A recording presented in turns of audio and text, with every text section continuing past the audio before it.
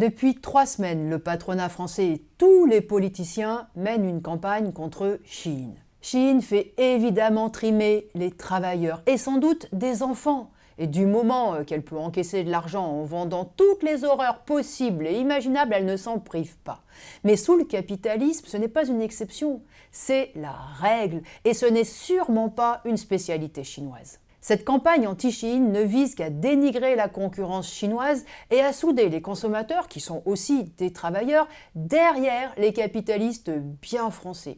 Et au final, on avalera de nouvelles taxes puisque la France et l'Union européenne sont en train de préparer une taxation des petits colis. Avec leur mépris de classe habituel, les dirigeants font la morale aux clients de Shein. Ils seraient des consommateurs compulsifs, égoïstes, coupables même de la chute de l'industrie textile en France et de la fermeture des magasins. Comme si les familles populaires ne préféreraient pas la qualité pour s'habiller, si elles en avaient les moyens.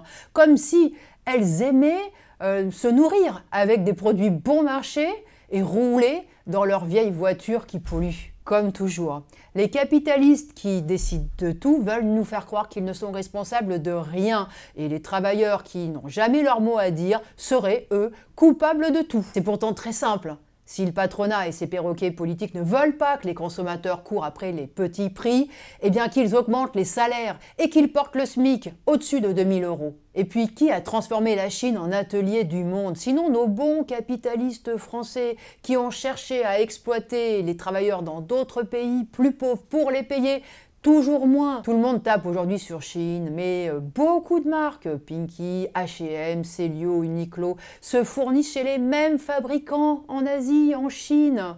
Carrefour et Decathlon s'approvisionnent au Bangladesh et font travailler des ouvriers pour 100 € par mois, encore moins bien payés que les ouvriers chinois. Et ces deux marques d'ailleurs sont suspectées de profiter du travail forcé des Ouïghours. Quant aux plateformes commerciales, il n'y a pas que Shein, Temu ou Alibaba qui ont du ménage à faire. Il y a aussi eBay, Amazon, Le Bon Coin, tous les réseaux sociaux aussi, où les armes, la drogue se vendent comme des petits pains, où même les trafiquants recrutent leurs tueurs. En fait, c'est une cabale qui est anti-chinoise et elle n'est pas à prendre à la légère, parce qu'elle s'inscrit dans une guerre commerciale féroce, où dans tous les pays, les travailleurs sont encore plus pressurés au nom de la fameuse course à la compétitivité. Le protectionnisme tant vanté par l'ensemble de la classe politique n'arrête pas cette guerre commerciale. Au contraire, il l'attise. Il n'y a qu'à voir comment Trump se sert du Made in America pour écrabouiller ses concurrents. Et oui, de fait, cette surenchère protectionniste est un pas de plus vers la guerre tout court. Aujourd'hui, les Chinois sont présentés comme des concurrents déloyaux. L'invasion chinoise revient régulièrement en titre des journaux. Quand seront-ils présentés comme des ennemis? Alors ne soyons pas dupes, cette campagne n'a rien à voir avec l'écologie et la défense des droits humains ou la défense des salariés ou des enfants. Elle relance une propagande protectionniste aussi mensongère que dangereuse. Tout patriotard qu'il s'affiche, les capitalistes n'ont pour patrie que leur portefeuille. Ils veulent dresser les consommateurs contre les entreprises chinoises pour défendre leurs intérêts, pas les nôtres.